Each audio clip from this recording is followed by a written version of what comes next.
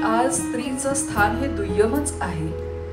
आजही अनेक ठिकाणी तिला लग्न तिच्यासाठी महत्त्वाचं मानलं जातं ना, की तिचं शिक्षण आणि करिअर. लग्न झालंय म्हणून शिक्षण सोडायला लागतं. मग काय आता नवरा कमवतोय तर तुला नोकरीची काय गरज आहे म्हणून घरी बसायला लागतं. ज्या बाहेर पडतायत काहीतरी करू पाहतायत त्यांना वर्कप्लेसमध्ये वेगवेगळे चॅलेंजेस आहेत. अगदी सेक्शुअल हॅरॅसमेंट पासून ते डोमेस्टिक व्हायलन्स पर्यंत ते हुंडाबळीपासून अनेक गोष्टींना आजही स्त्रिया, माझं मत आहे की प्रत्येक स्त्री वेगवेगळ्या पातळीवर आजही लढतेच आहे.